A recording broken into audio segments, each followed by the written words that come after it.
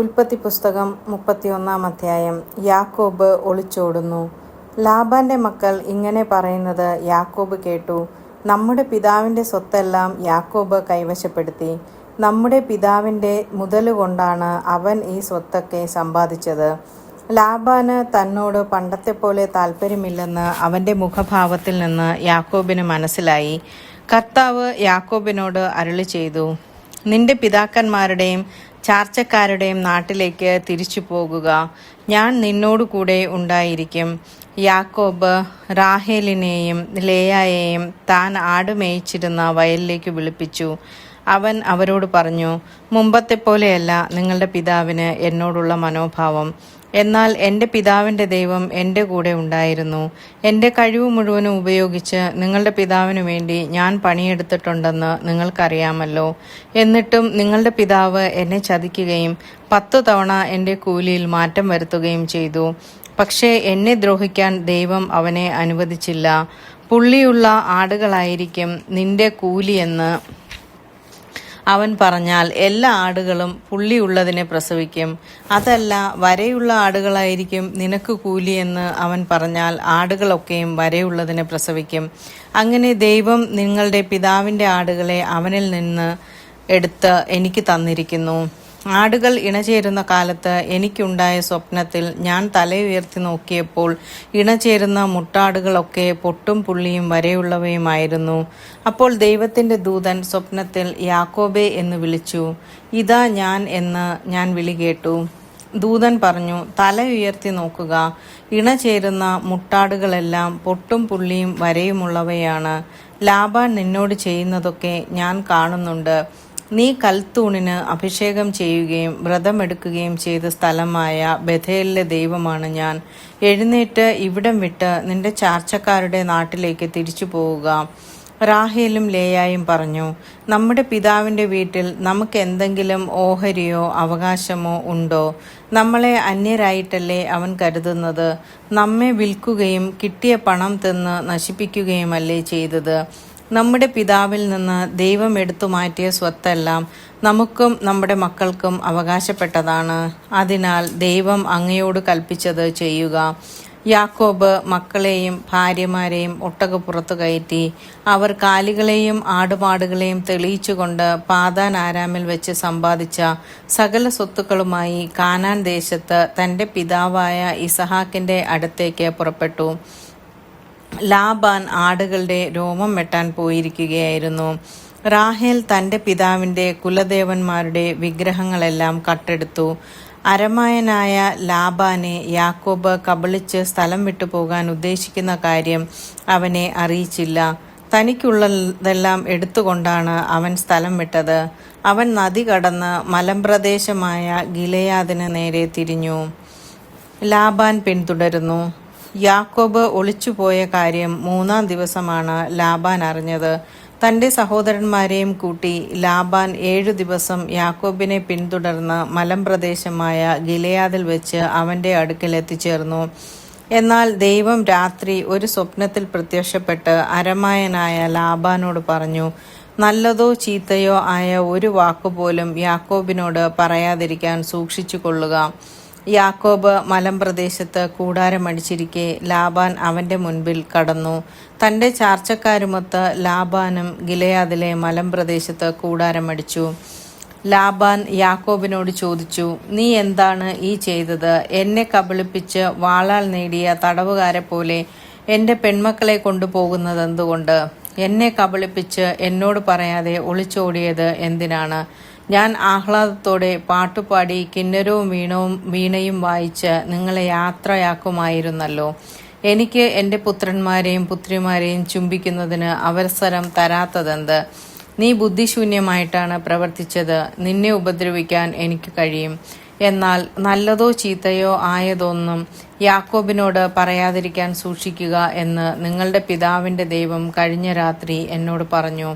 പിതാവിൻ്റെ വീട്ടിലെത്താനുള്ള തീവ്രമായ ആഗ്രഹം കൊണ്ടാണ് നീ പോന്നതെങ്കിൽ എൻ്റെ കുലദേവന്മാരെ കട്ടെടുത്തത് എന്തിന്? യാക്കോബ് ലാബാനോട് പറഞ്ഞു, അങ്ങയുടെ പുത്രിമാരെ അങ്ങ് ബലം പ്രയോഗിച്ച് എന്നിൽ നിന്ന് പിടിച്ചെടുക്കുമെന്ന് ഞാൻ ഭയപ്പെട്ടു. അങ്ങയുടെ ദേവന്മാർ ആരുടെ കയ്യിൽ കാണുന്നുവോ അയാൾ മരിക്കട്ടെ. അങ്ങയുടേത് എന്തെങ്കിലും എൻ്റെ കൈവശമുണ്ടെങ്കിൽ നമ്മുടെ സഹോദരങ്ങളെ സാക്ഷി നിർത്തി തിരിച്ചെടുത്തു കൊള്ളുക. റാഹേൽ ദേവന്മാരെ മോഷ്ടിച്ച വിവരം യാക്കോബ് അറിഞ്ഞിരുന്നില്ല. ലാബാൻ യാക്കോബിൻ്റെയും ലേയായുടെയും 2 പരിചാരകന്മാരുടെയും കൂടാരങ്ങൾ പരിശോധിച്ചു. അവ അവിടെയെങ്ങും കണ്ടില്ല. ലേയായുടെ കൂടാരത്തിൽ നിന്ന് പുറത്തു കടന്ന് അവൻ റാഹേലിൻ്റെ കൂടാരത്തിലേക്ക് ചെന്നു. റാഹേൽ വിഗ്രഹങ്ങളെടുത്ത് ഒരു ഒട്ടക ഭണ്ഡാരത്തിൽ ഒളിച്ച് അതിന്മേൽ കയറിയിരുന്നു. കൂടാരത്തിലെല്ലാം തിരഞ്ഞിട്ടും അവൻ ഒന്നും കണ്ടെത്തിയില്ല.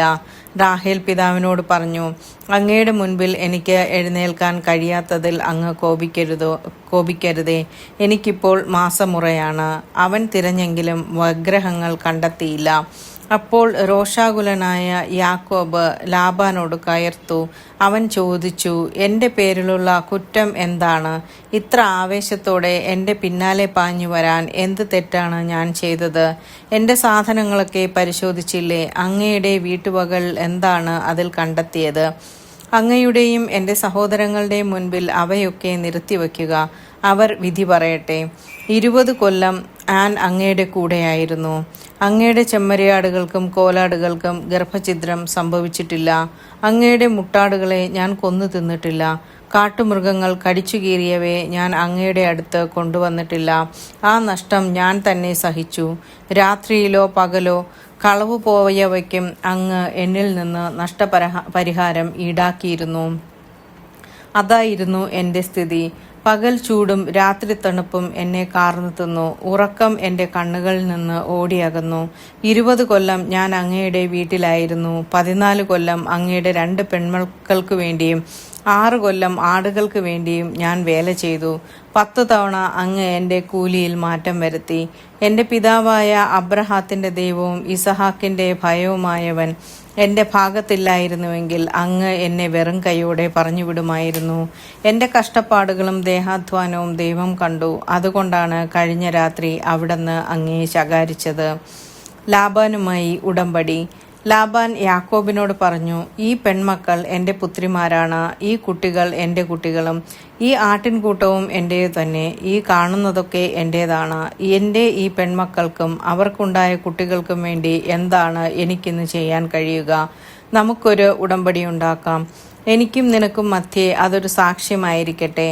അപ്പോൾ യാക്കോബ് ഒരു കല്ലെടുത്ത് തൂണായി കുത്തി നിർത്തി. കല്ല് പെറുക്കി കൂട്ടുക, യാക്കോബ് തൻ്റെ ചാർച്ചക്കാരോട് പറഞ്ഞു. അവർ കല്ലെടുത്ത് ഒരു കൂമ്പാരം കൂട്ടി.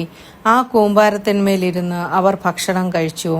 ലാബാൻ അതിനെ യേഗാർ സഹദൂത്ത എന്ന് വിളിച്ചു. യാക്കോബ് അതിനെ ഗലേദ് എന്നും.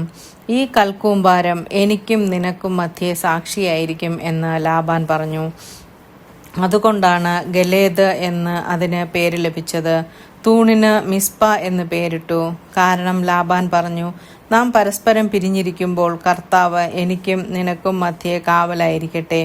എൻ്റെ പുത്രിമാരോട് നീ അപമര്യാദയായി പെരുമാറുകയോ എൻ്റെ പുത്രിമാർക്ക് പുറമെ നീ ഭാര്യമാരെ സ്വീകരിക്കുകയോ ചെയ്താൽ ആരും നമുക്ക് കൂടെയില്ലെങ്കിലും ദൈവം നമുക്ക് മധ്യേ സാക്ഷിയാണെന്ന് ഓർക്കുക.